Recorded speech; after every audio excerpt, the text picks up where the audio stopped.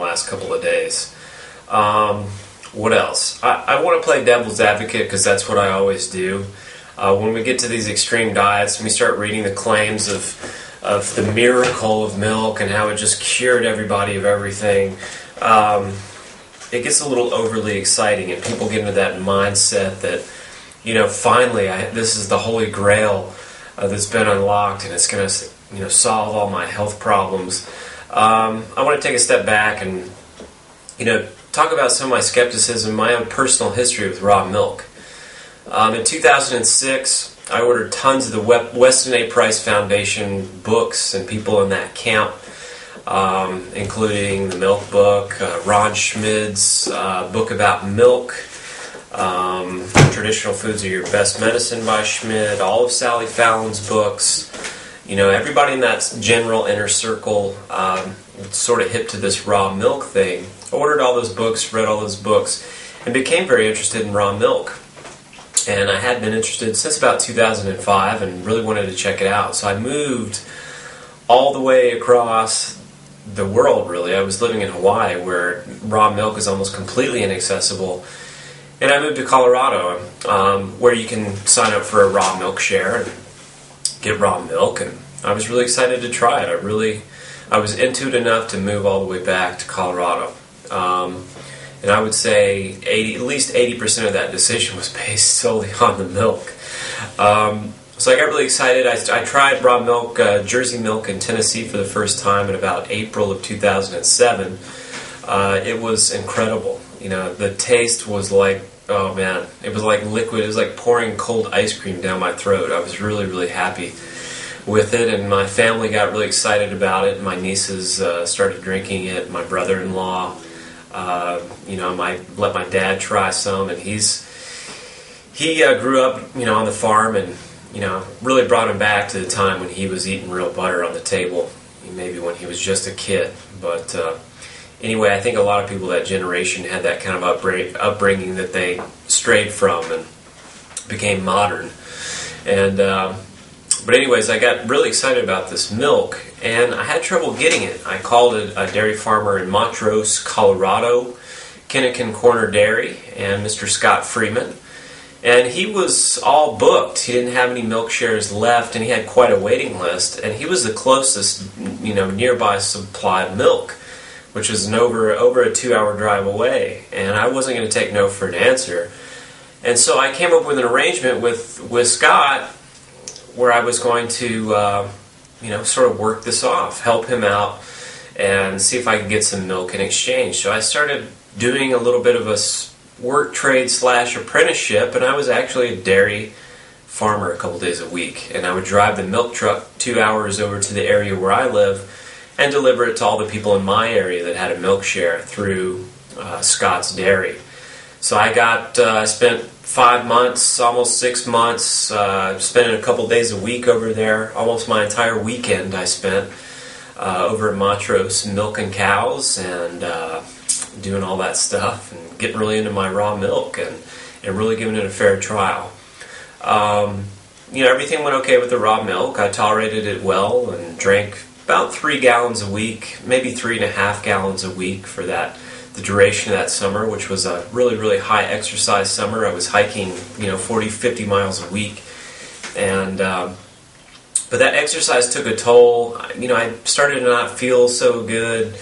I gained some weight back. I got puffy, puffy face and puffy body. And, I started getting some acne coming back. And, raw milk wasn't really the wonder cure that I thought it was going to be. At first, it was amazing. My asthma improved, and then things started to fold. My diet obviously wasn't the salvation. I think most of that had to do with the fact that I just simply was over-exercising, which I now know. Quantitatively, I've been able to track it with body temperature. I now know that that's really capable of slowing down the metabolism quite a bit. Dropped my body temperature by 1.7 degrees the last summer in which I did that kind of that level of exertion. So anyway, but that was that.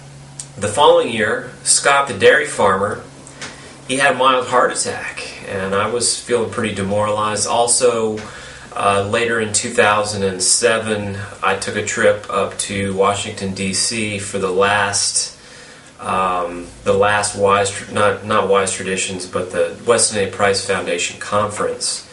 The last one on the East Coast was 2007. I went to that one, and when I got there, a lot of people, they're very interested in raw milk and raw dairy. I was not impressed with the general health status. I felt there was more to be uncovered, that all the answers of nutrition were not residing in these people. Really, what it boiled down to is I felt that most of the people there at the conference were really into this healthy food, but they really weren't metabolizing it correctly. After all, we are, in the modern world, pretty much degenerates, and we have a lot of metabolic problems typically, and a lot of people there were clearly not looking and doing very well, and that had an impression on me, and that started to kind of break that infatuation with raw milk that I had.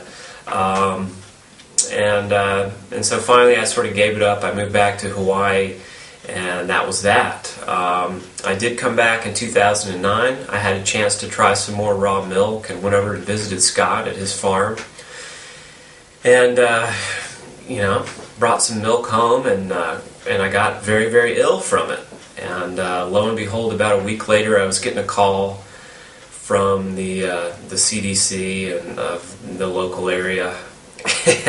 And I guess there was a huge Campylobacter outbreak that was traced back to Mr. Scott's dairy farm there, and I never reported that I fell ill to Campylobacter because Scott's worked really hard to do what he's doing, and it's a great service to people, and it's a milk share, and everybody knows in that milk share that there's an inherent risk in consuming raw dairy. But that was another big infatuation breaker. A lot of people read all this dairy stuff. I know this book right here will say that it's virtually impossible to get any kind of infectious illness from consuming raw milk. I was violently ill for a week with Campylobacter, along with a dozen or more other people that consume dairy from Scott's farm. So yes, it's not a miracle cure from heart disease. You can still have a heart attack eating a clean diet with a lot of raw milk. You can still be overweight and unhealthy, being a big follower of the Weston A. Price Foundation and all that. You can certainly get infectious illness from raw dairy products. And so, I take all the information I've gathered on the milk diet and all that with a grain of salt, and I'm definitely keeping an open eye. I don't have this blind faith in the milk diet, and you shouldn't either. But we're checking it out, and so far so good. I'll definitely be reporting on what's going on, but that's it.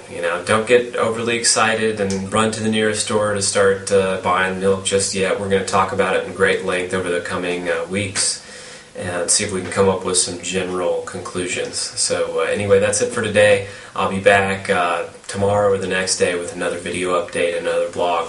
Thanks again, Matt Stone of 180 Degree Health.